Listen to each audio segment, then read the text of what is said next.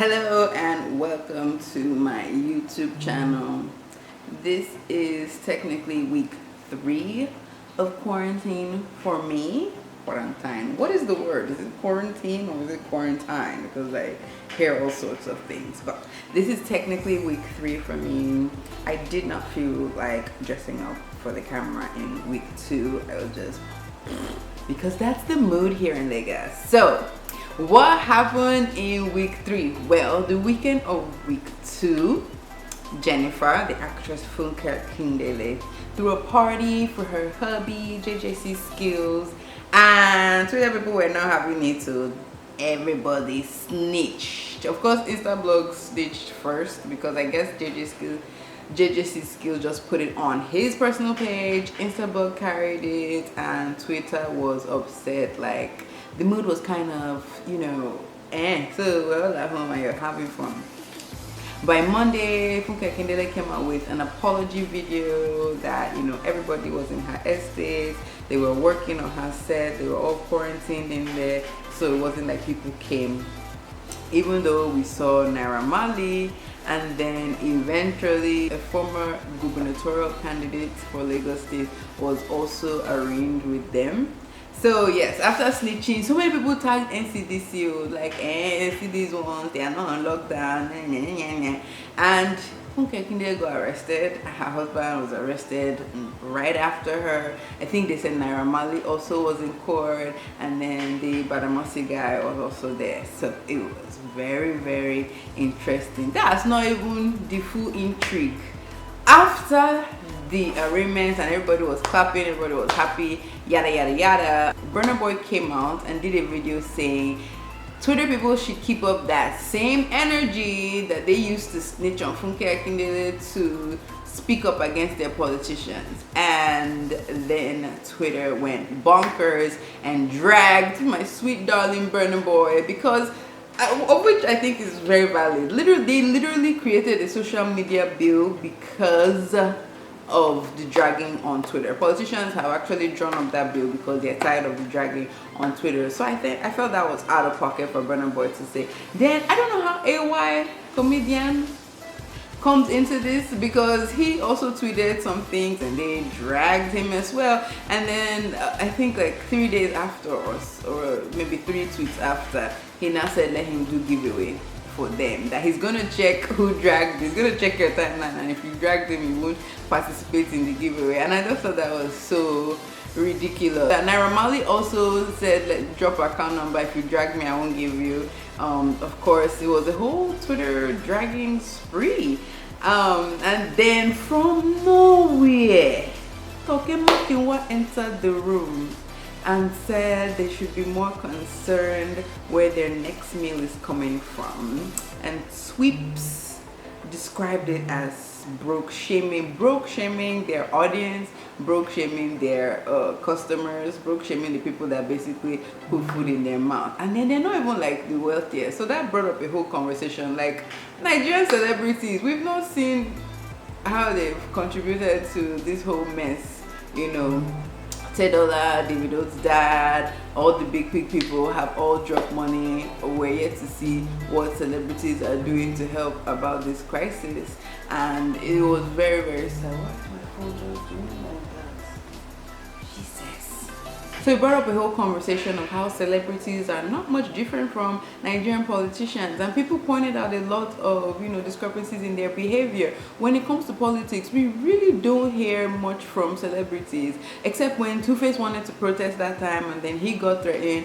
Kate Henshaw is really big, Seun Kuti is really big on talking about politicians, Rugged Man is really big on criticizing politicians, but that's about it, and the rest of them just go about their business.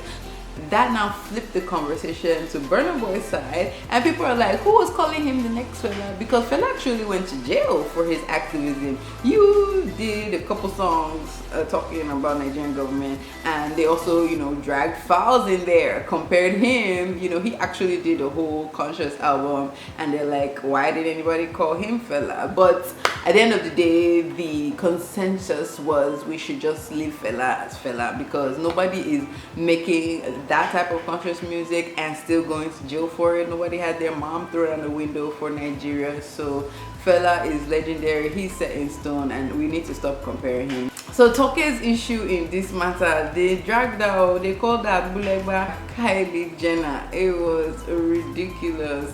They dragged her, and she still came up just this morning to tease, you know, she kikied and like, well, she was talking to keyboard warrior, so if you're not one, her tweet should not pain you, and she didn't broke shame anybody. She just said he should be more concerned about other things. I feel like that represents the classism in our society.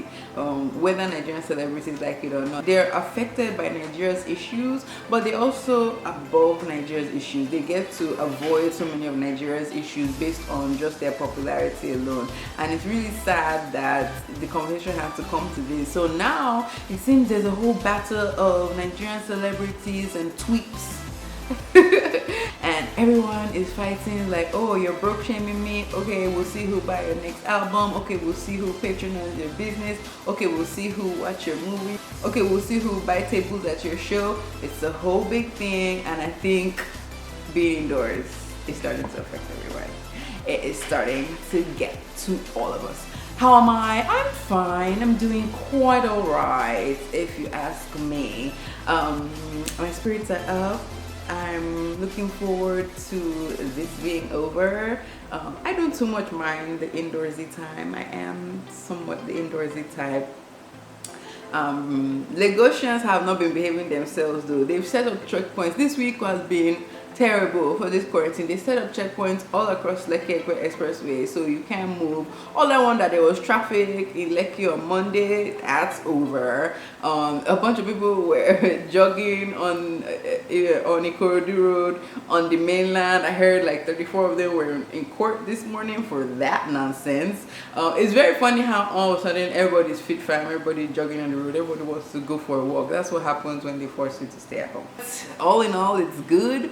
The thing that is causing worry this week for moving into the next week for us is the Accountant General's office caught fire after so many people asked the government to let us know how they spend the funds that was shared. According to the government, they said over the course of 5 days they shared 52 billion naira to 2.6 million Nigerians. And National Assembly, the opposition, everybody wanted to know, federal government, how did you spend it? And the Accountant General's office went up in flames yesterday morning. How coincidental is that? Like, Nigeria is literally like a telenovela. I'm telling you. Oh my God, Spanish sounds so good in my mouth. A telenovela. And we live in a real life telenovela. It's not even funny. How does that happen? And of course, everybody's like, oh, well, you know, money isn't kept there, records aren't kept there, yada, yada, yada. Just seems so suspect. It's so horrible that we cannot trust anything the government says. There's really no reliable source of information for us to trust what the government is up to. Like, people will trust Kemi Olunoya first before they trust anything that's coming out of the government, and that's really, really sad. The one that really interested me, NCDC said they have spent 1 billion naira sending us text messages. I don't know how possible that is. How much do text messages cost these days? Does that really come up to 1 billion already? What's going on? What's happening? What's going on? It's ridiculous. That's Nigeria that we live in. Then the one that has really, really keyed me, the one that I'm really, really not finding funny. Airpeace, God bless their hearts. Airpeace flew to China to pick up supplies to handle the COVID-19 pandemic and also bring in Chinese personnel. When at the same time we're hearing reports that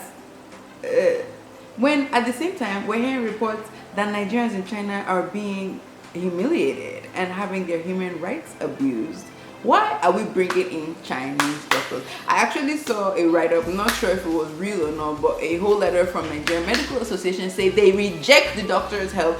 Instead, Nigerian government should better equip the Nigerian doctors here to handle the situation. I find it fishy. As of right now, we have 276 cases. I will be monitoring it, and I'll come back and ask people, Kedumaka, how far?